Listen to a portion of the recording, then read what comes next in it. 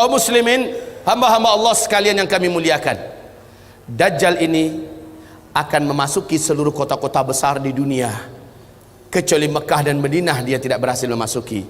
Kedua kota ini, baik fisiknya tidak bisa masuk ke Mekah Madinah, baik ilmu kekuatan sihirnya dan magicnya tidak bisa masuk ke dalam Mekah dan Madinah. Makanya salah satu kata Nabi, kalau kamu ingin selamat, kamu dengar Dajjal sudah keluar, segeralah hijrah, larilah ke Mekah atau ke Madinah.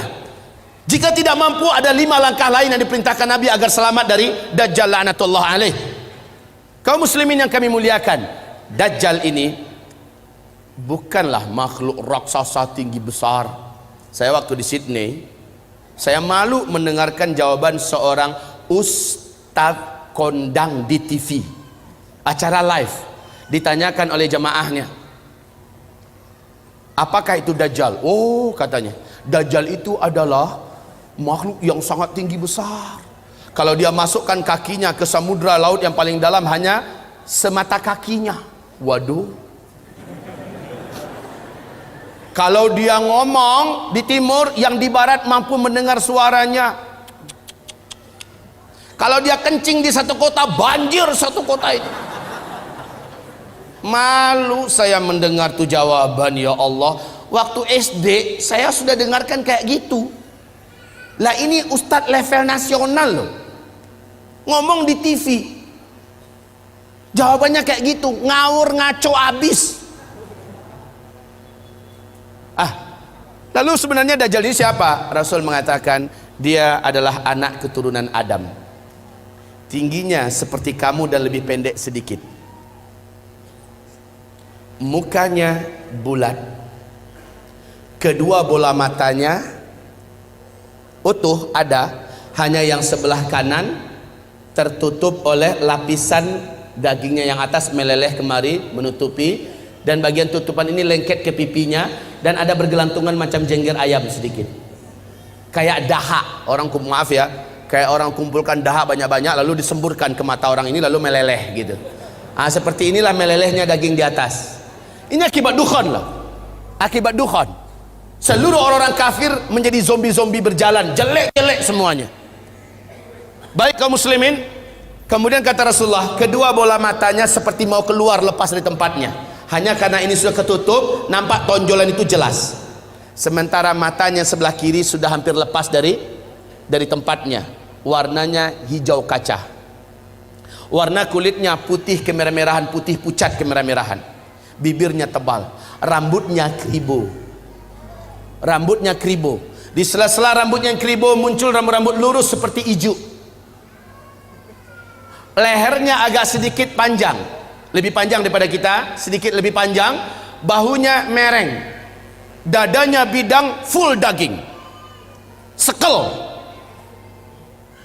Rasulullah mengatakan bila ia berjalan, kamu akan melihat kedua mata kakinya saling berjauhan dan kedua jempol kakinya saling berdekatan. Udah kebayang? Seperti ini. Oh, tapi kalau ketemu orang kayak gini jangan dibilang Dajjal.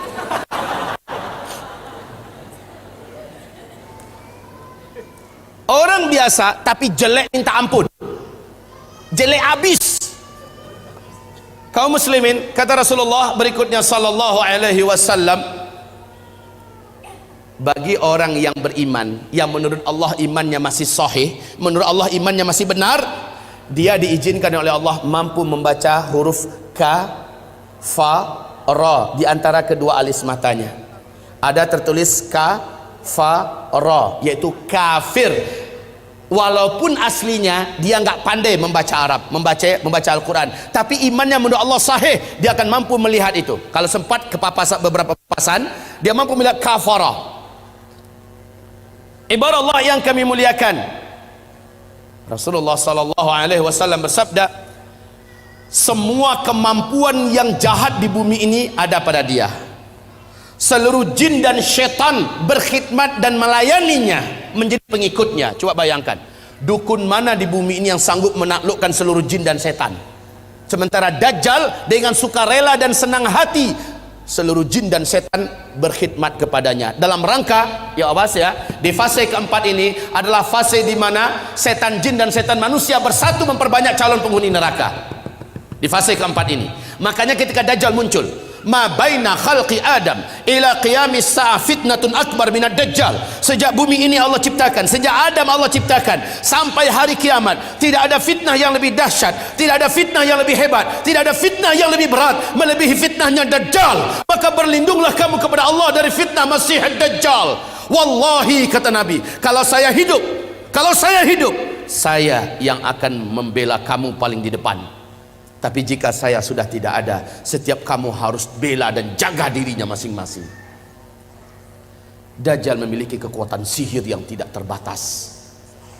Dajjal memiliki kemampuan dan hipnotis magic yang sangat-sangat berat, sehingga tidak ada yang mampu melawan Dajjal. Tidak ada.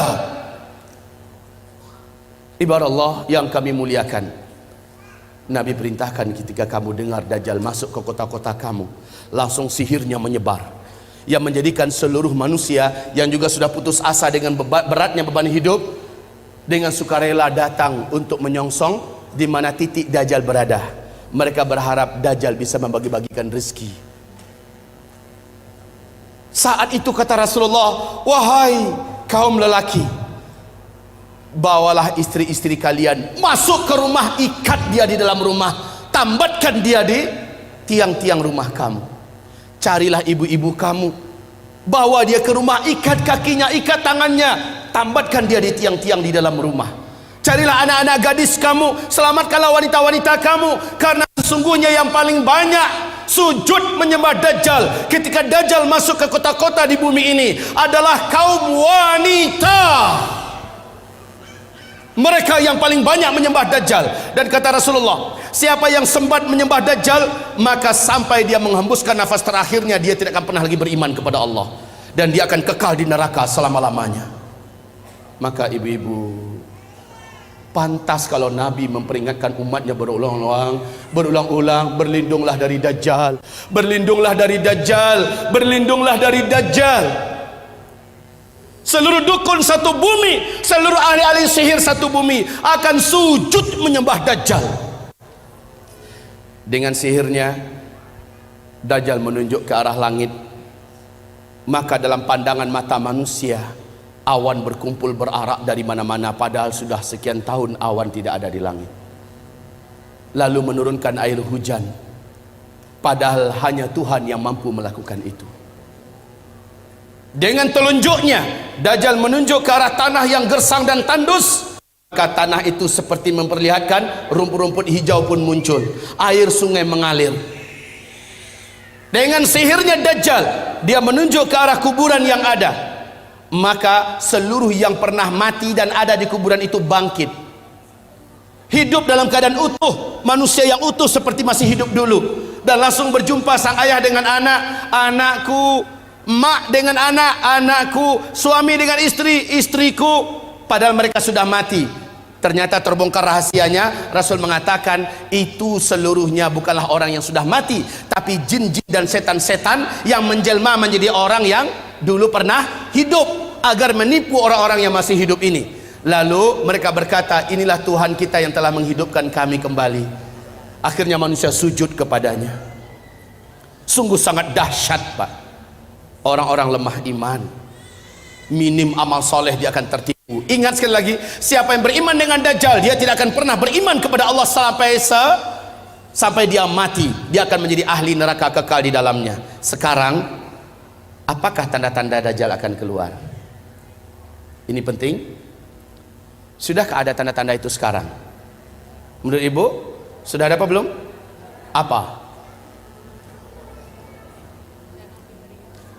Sebentar, tolong dibaca hadis yang diriwayatkan, yang diceritakan oleh Fatimah binti Qais radhiyallahu anha. Hadis ini diriwayatkan oleh Imam Muslim dalam kitab sahihnya. Hadis ini diceritakan juga perjalanan Tamim Ad-Dari sebagai seorang kapten kapal dengan 20 anak kapalnya. Mereka diombang-ambingkan oleh ombak laut yang sangat tinggi. Hari gelap, angin sangat kencang, hujan lebat turun, petir menyambar-nyambar. Mereka tidak mampu mengendalikan kapalnya, terdamparlah mereka di salah satu pulau laut Yaman. Satu malaman mereka masih stay di atas kapal. Besok ketika matahari terbit, laut sudah tenang, mereka pun turun ke pulau itu. Kemudian mereka masuk ke dalam pulau, berjumpa dengan seekor binatang, yang binatang tersebut tinggi dan besar, berkaki 4, bulunya lebat hitam. Binatang tersebut dapat berbicara dengan bahasa Arab yang fasih, dan dia memperkenalkan dirinya bernama Al-Jassasah, sehingga hadis ini oleh para ulama ahli hadis disebut dengan hadis Jassasah. Binatang ini ibarat Allah yang kami muliakan memperkenalkan diri.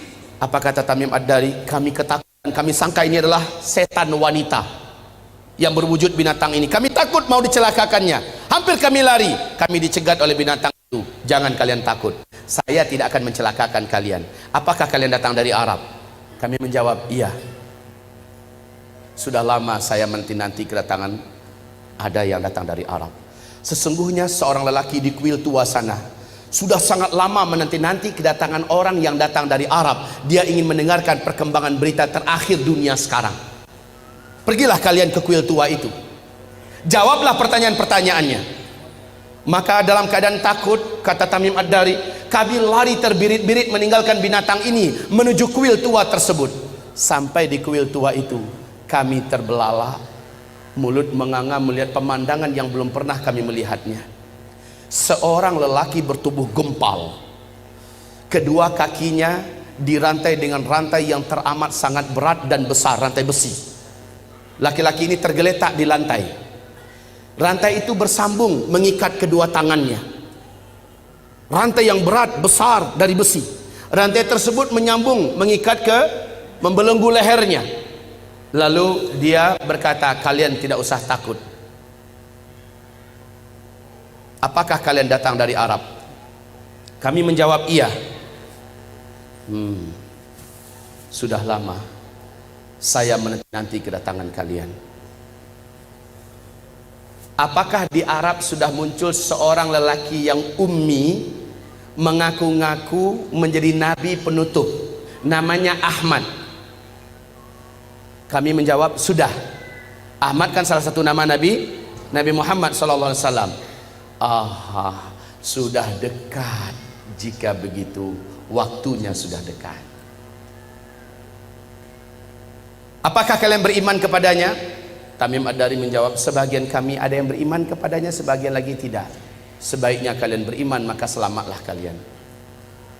Dia bertanya lagi, dijawab. Dia bertanya, dijawab. Apapun pertanyaannya dijawab. Kemudian pertanyaan yang perlu menjadi catatan kita, sebagai tanda dia ini akan keluar, ternyata dialah Dajjal. Ternyata dia adalah Dajjal.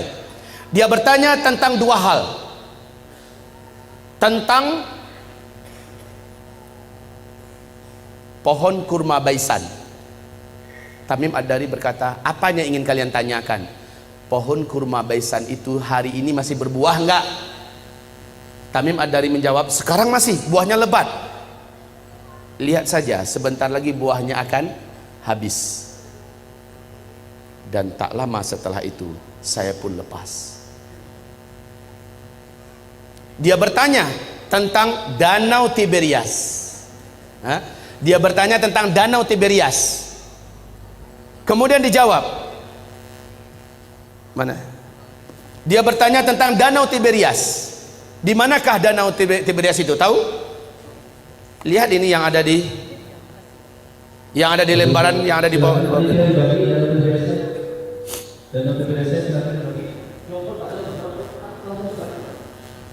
Ini sambil satu Joko Utara Pak, cepat. Brosur dalam Tiberias dan kota ini bisa dikatakan ulang supaya ada lebih orang lebih banyak tahu tentang Tiberias. Yang awal silakan dalam Tiberias, yang bagian panitia brosur dalam Tiberias silakan dibagi cepat.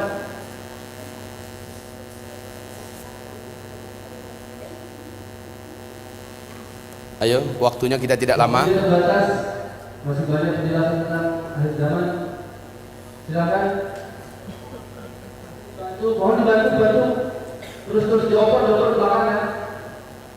Yang sudah mendapat medali berlian. Baik, kaum muslimin, perhatikan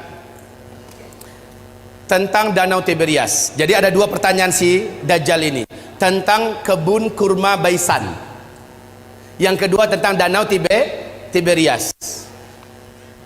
Laki-laki ini berkata, apabila buah kurma di kebun kurma Baisan sudah tidak berbuah, awas, saat itu saya sudah saatnya untuk lepas. Ibu tahu nggak, Bu, di mana kebun kurma Baisan itu? Ibu tahu tidak? Bilang cepat enggak. Pura-pura mikir lagi. Bilang enggak selesai. Ya Pak, kebun kurma Baisan letaknya di negeri Syam.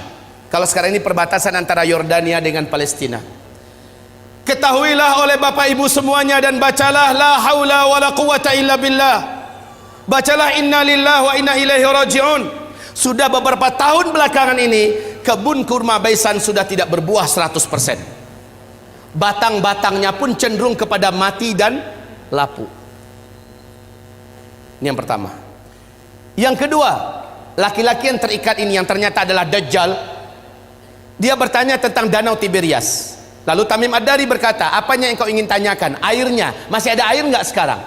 Maka dijawab oleh Tamim, airnya banyak. Dan memang Danau Tiberias ini sejak terbentang bumi tidak pernah airnya susut. Airnya full maksimal.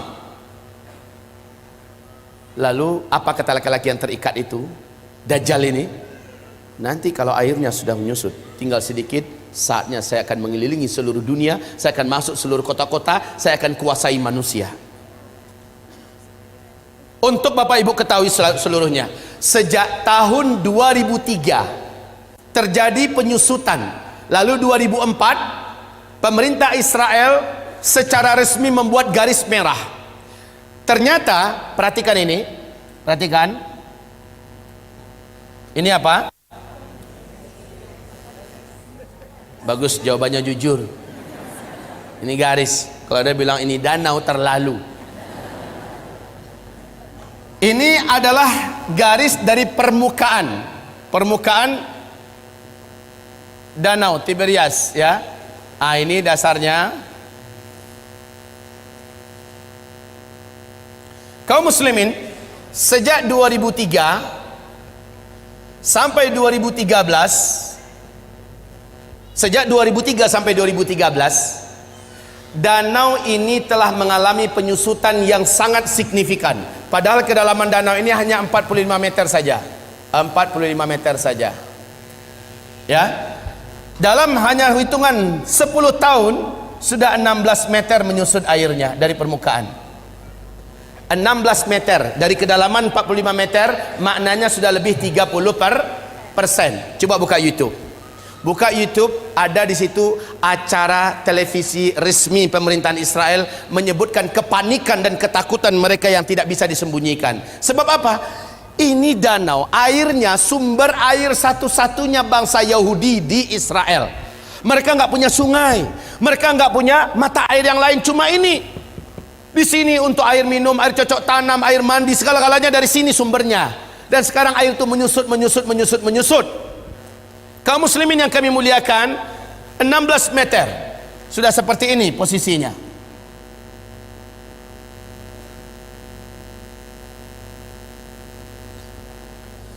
Tahun 2015 akhir 2015, bahagian yang paling menonjol dari danau ini sudah muncul seperti pulau-pulau kecil. Kelihatan seperti pulau-pulau kecil di atas permukaan danau.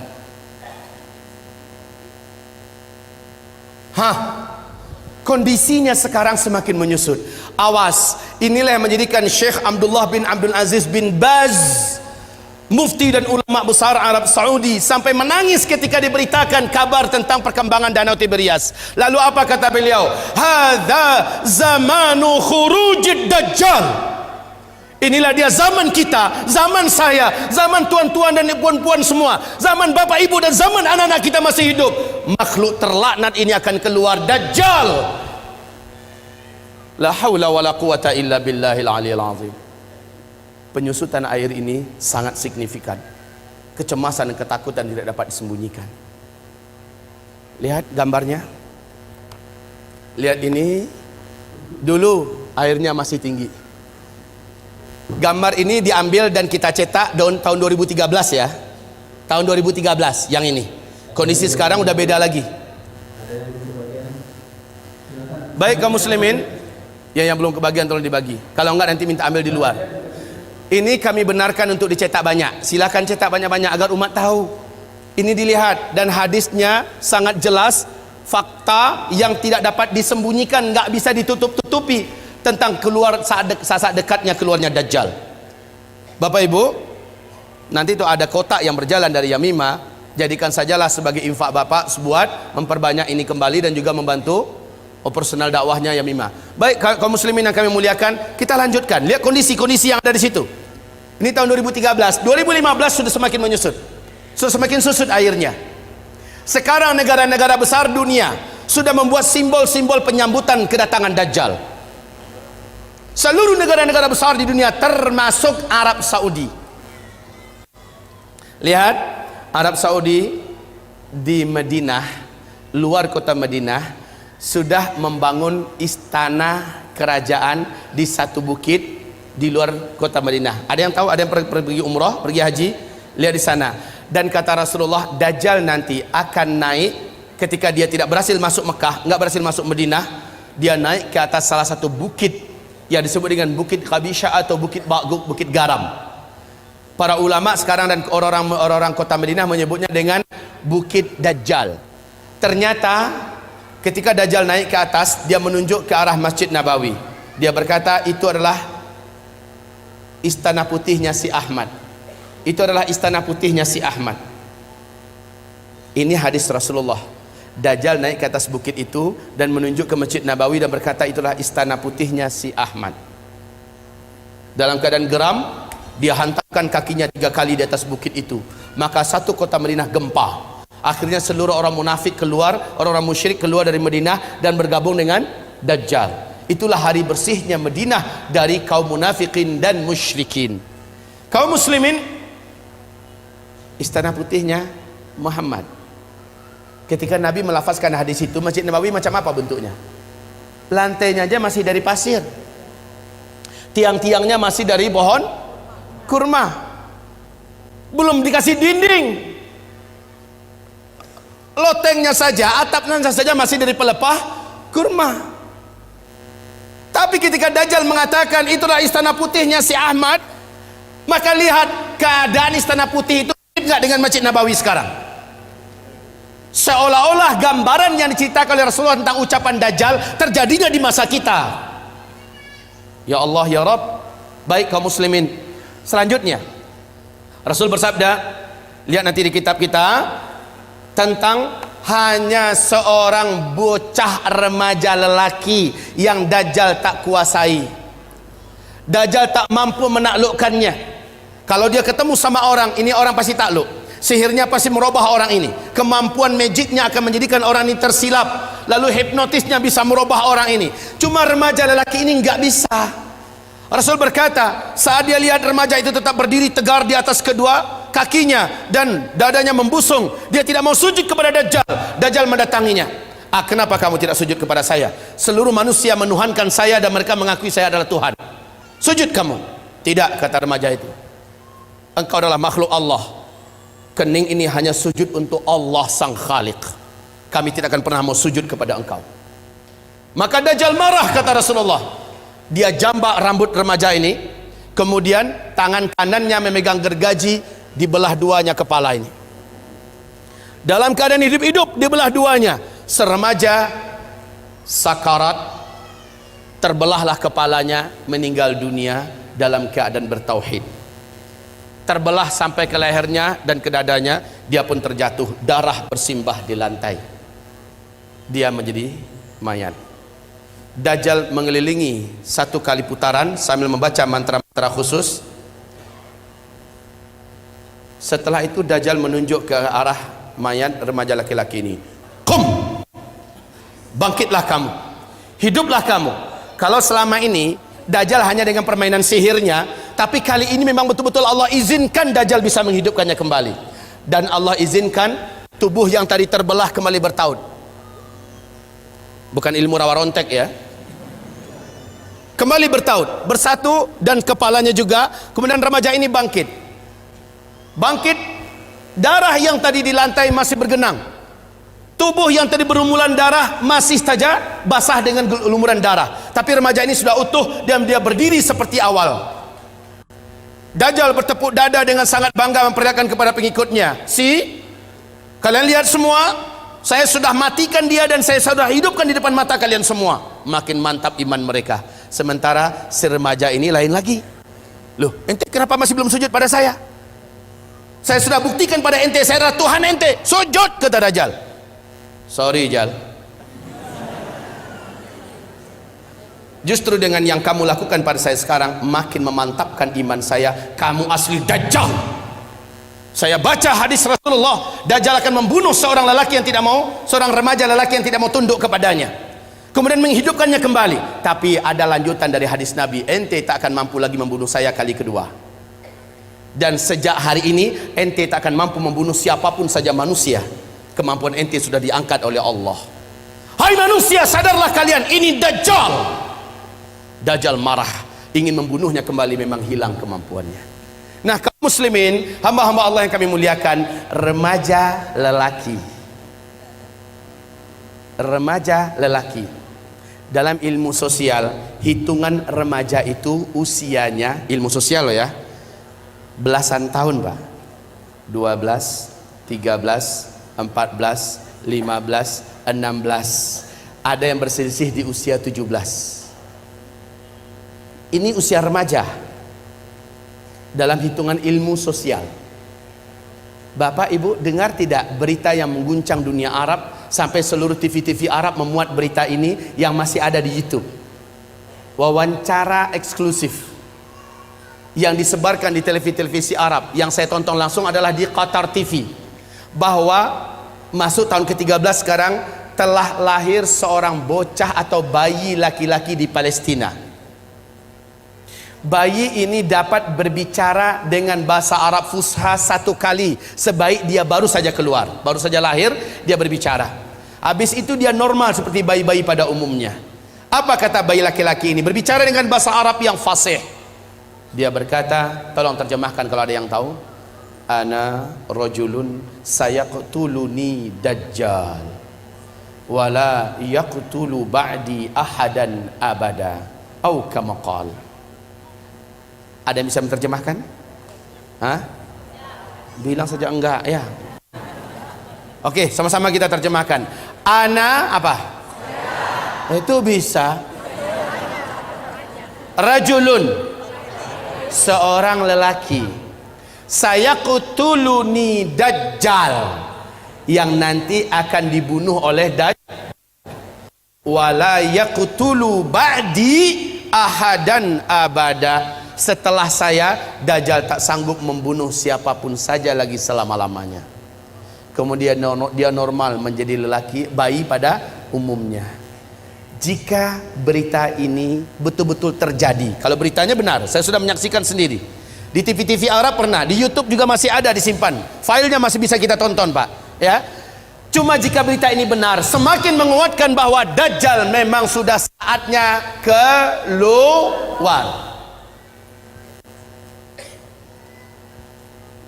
Yang sangat menakjubkan, Dajjal nanti akan keluar, kata Rasulullah SAW, di tengah-tengah kaum Yahudi Asbahan. Asbahan ini di mana? Iran.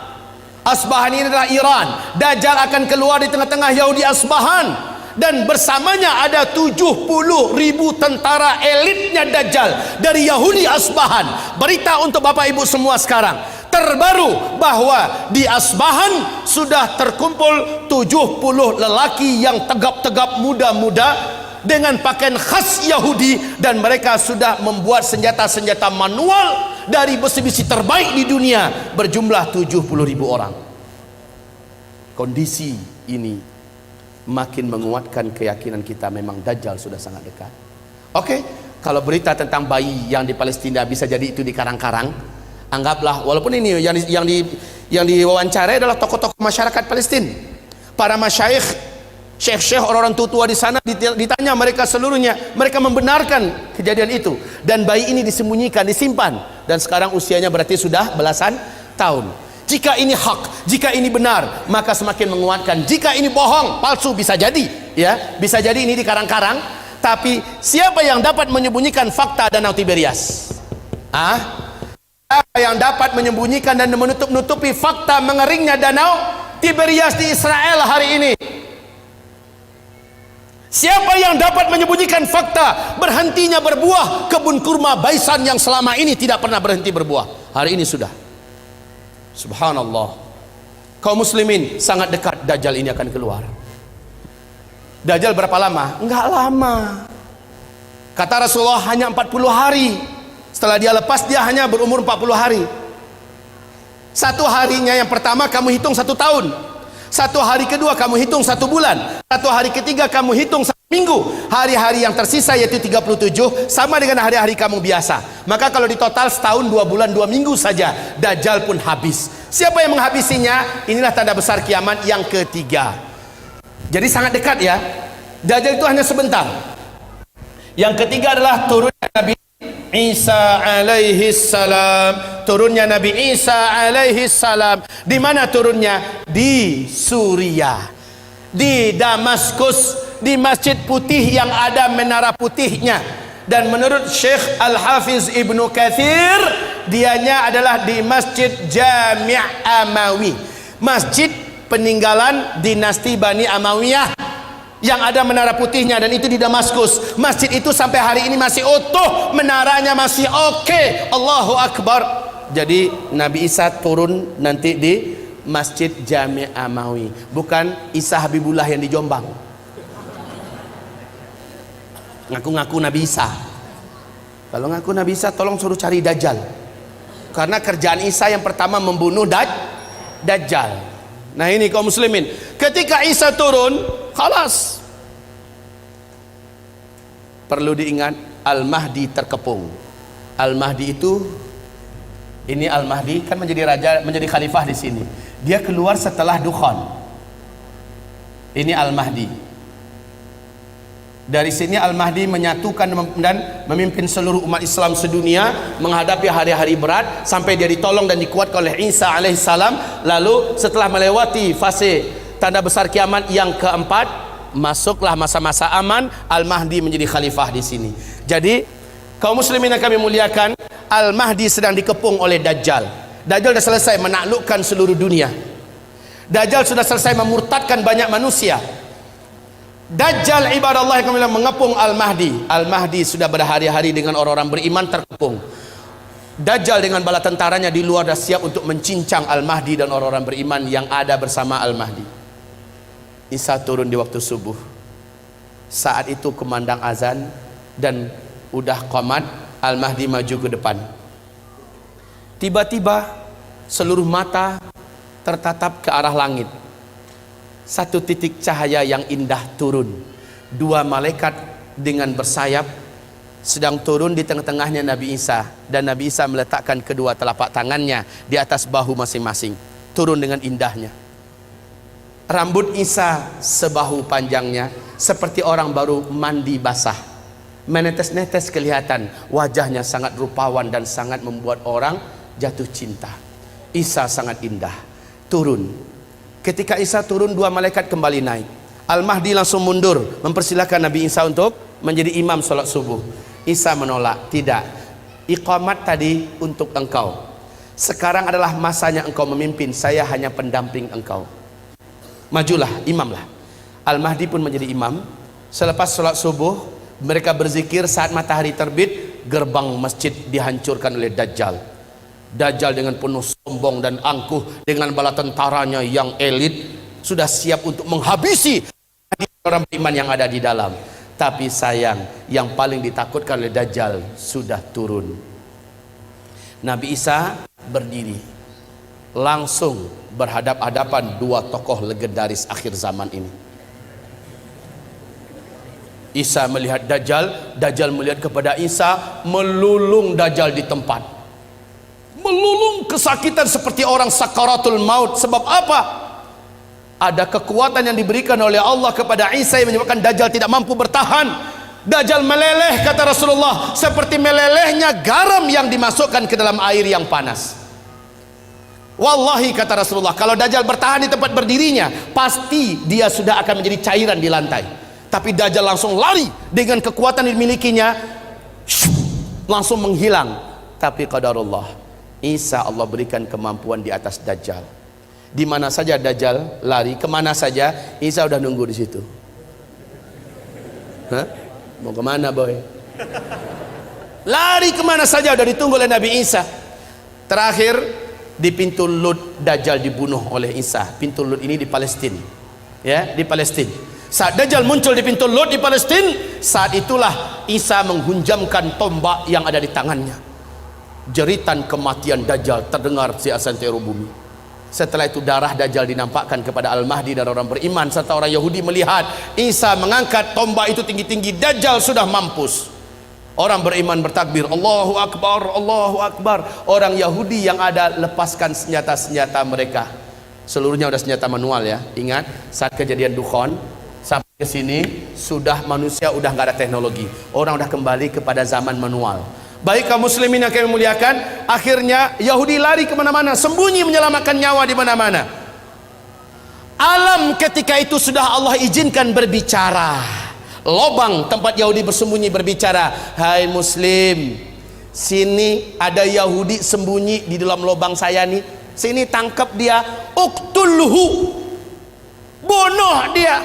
Kalau kata orang Curug Bengkulu, konoh. Kalau kata orang Minang, dabiahnya, habisin.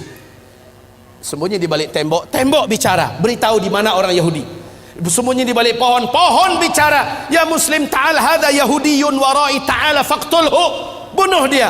Illal gharqad, kecuali pohon gharqad, fa innaha syajarul yahud, sesungguhnya gharqad adalah pohonnya Yahudi.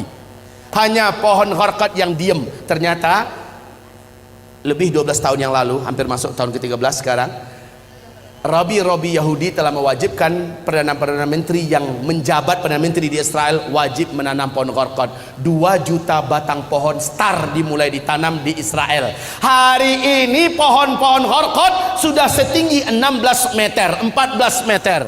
Masya Allah, udah siap untuk melindungi orang ya Yahudi. Lah masalahnya hadisnya kan udah bocor duluan.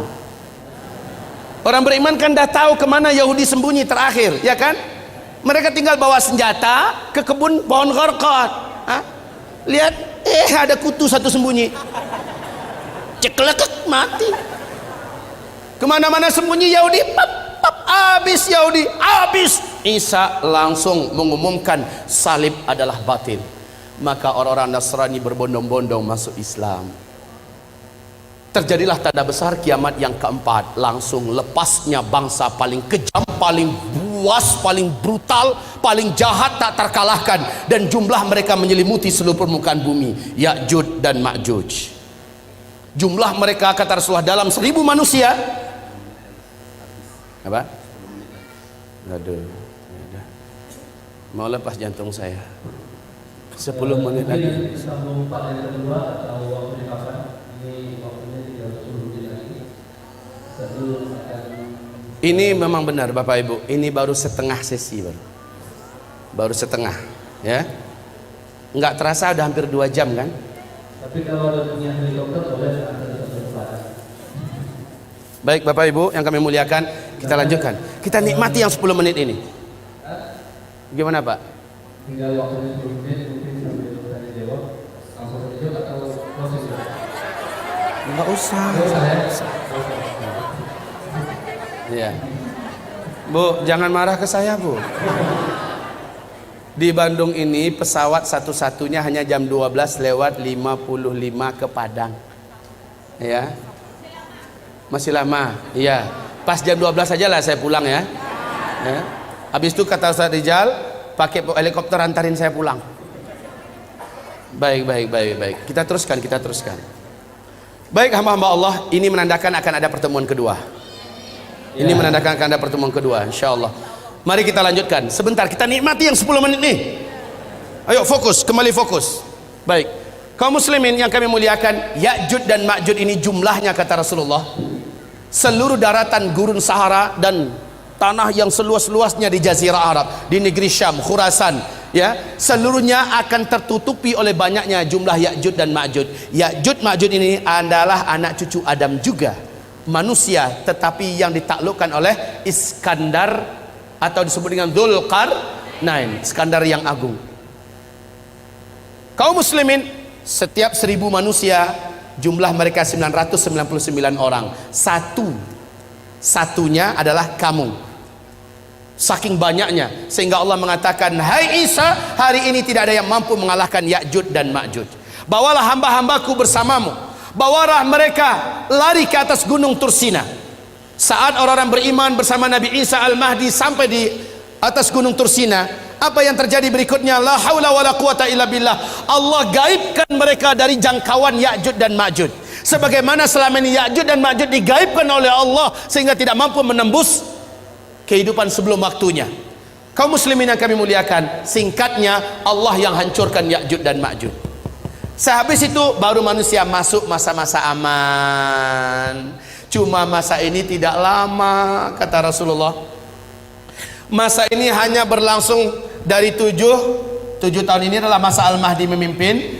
8 atau tahun ke-9-nya Al-Qahtani. Berarti maksimal hanya 9 tahun saja masa-masa aman ini. Khilafah tegak itu nggak lama, nggak pakai ribuan tahun lagi, nggak pakai ratusan tahun, tapi hanya paling lama 9 tahun. Di sini jumlah laki-laki 1 berbanding 50 wanita. Kemana perginya kaum laki-laki? Di sini banyak Allah cabut nyawa lelaki di muka bumi ini. Saat fase kelima yang nggak lama lagi ini, insya Allah jumlah laki 1 berbanding 50. Jangan macam-macam pikirannya, Pak. Poligami. Udah nggak kepikiran, percayalah. Yang pertama, bapak udah banyak nggak ada, ya. Yang kedua, saat itu kalaupun masih hidup, insya Allah pikiran bapak full memikirkan amal soleh dan ibadah yang kuat sekuat-kuatnya kepada Allah Subhanahu wa Ta'ala. Ibarat Allah yang kami muliakan, ini dah 10 tanda besar kiamat. Oh ya, yang ke-7 belum ya? Ini Ya'juj dan Ma'juj. Ya'juj dan Ma'juj. Saya singkatkan, di sini tanda besar kiamat yang kelima, yaitu matahari terbit dari sebelah barat. Kemudian yang keenam, keluarnya binatang raksasa dari dalam perut bumi yang Allah ceritakan dalam Al-Quran. Binatang ini Allah sebut dengan sebutan Dabbatul Ardi. Berkaki banyak, bertangan banyak, dapat berbicara dengan manusia, membawa cincin Nabi Sulaiman, tongkat Nabi Musa. Binatang ini muncul di 3 tempat yang berbeda di muka bumi di waktu yang berbeda-beda, memberi tanda kepada manusia yang masih hidup. Yang beriman akan dibuatnya bercahaya bersih wajahnya dan terang benderang. Sementara orang kafir dibuatnya wajahnya menjadi gelap, hitam dan buruk rupanya. Lalu binatang itu kembali tenggelam.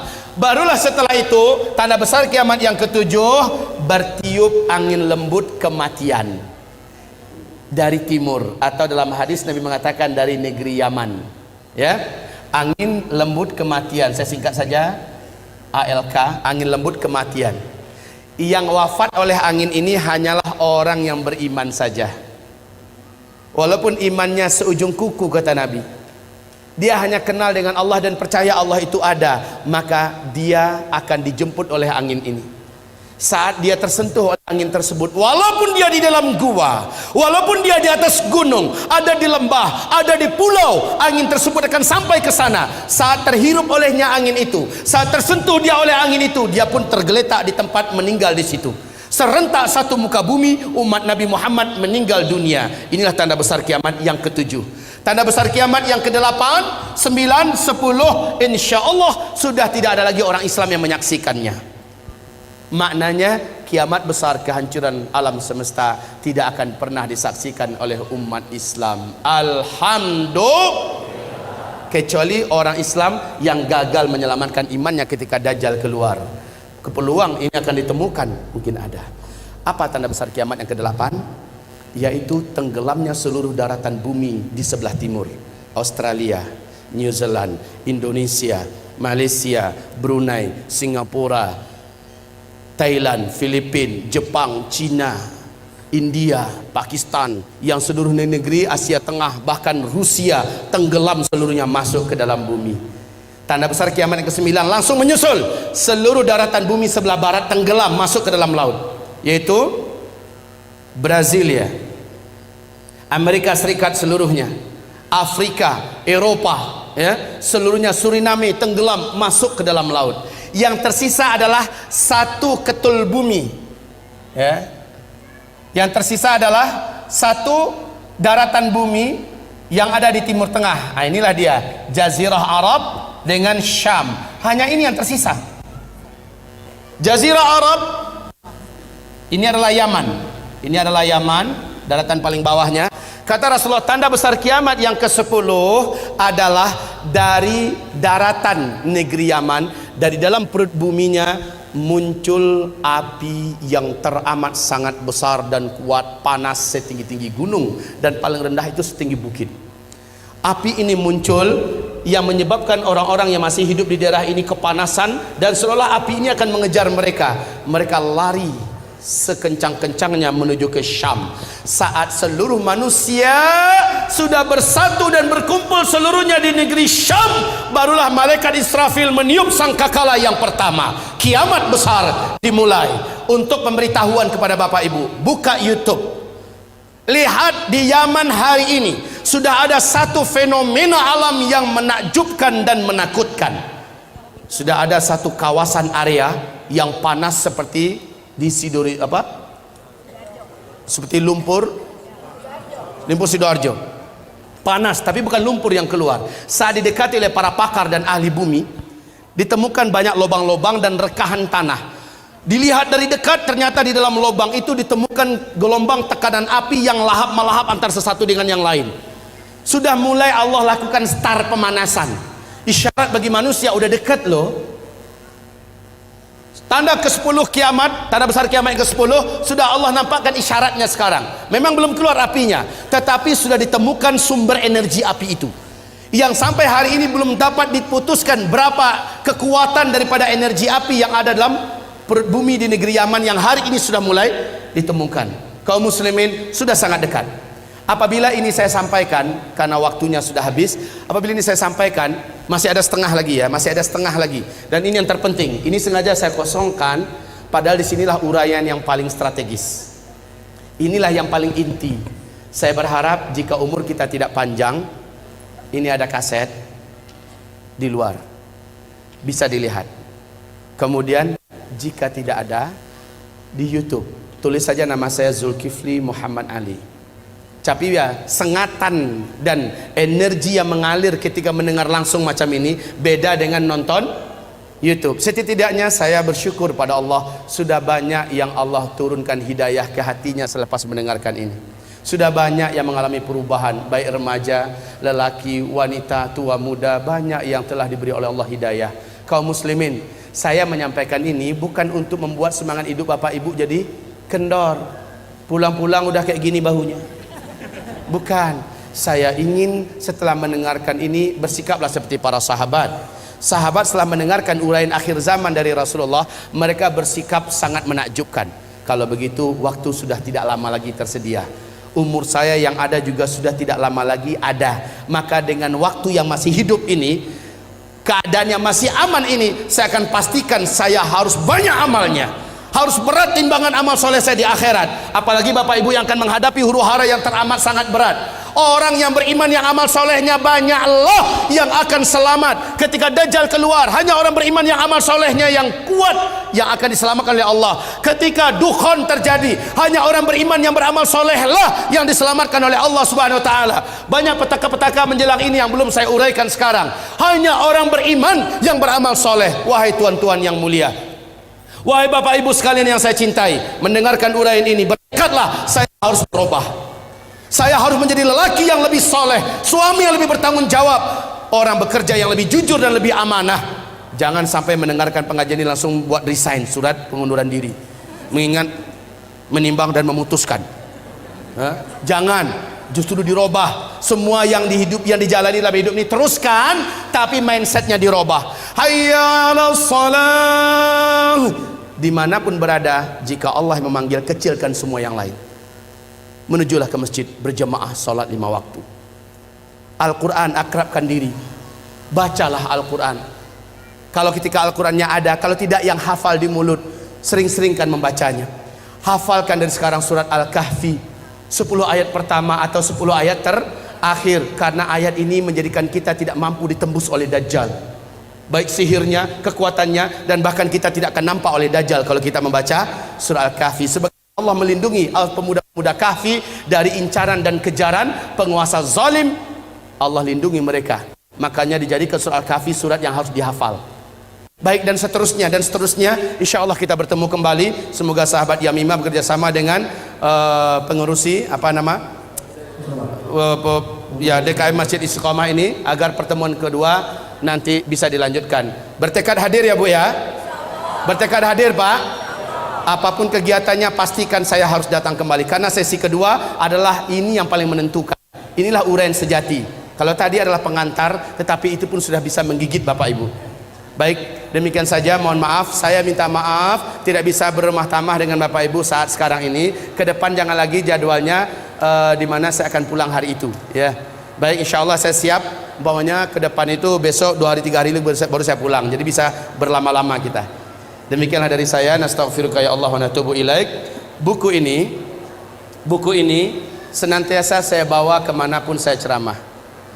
Zikir akhir zaman, di dalamnya memuat dalil-dalil tentang kejadian-kejadian ini, baik dari ayat, dari hadis-hadis Nabi, dan yang paling penting dari kitab Zikir Akhir Zaman. Di dalam kitab ini memuat semua perlindungan-perlindungan yang diperintahkan Nabi. Ketika terjadi dukhan, kamu amalkan ini dan segera baca ini. Ketika keluar Dajjal, kan tadi ada 6 cara selamat dari Dajjal, ada di kitab kita Zikir Akhir Zaman. Sementara ensiklopedi akhir zaman khusus kitab ilmiah terlengkap, tetapi di dalamnya tidak ada tentang amalan-amalan perlindungan akhir zaman. Beda dengan di kitab Zikir Akhir Zaman. Sebagai rekomendasi saya buat umat, karena banyak Ustadz, bagaimana cara mendapatkan kitab ini, bagaimana cara mendapatkan, banyak pertanyaan begitu. Nah, mumpung ada, tolong didapatkan dan dibaca. Pertemuan berikutnya jadi enak insyaallah ta'ala.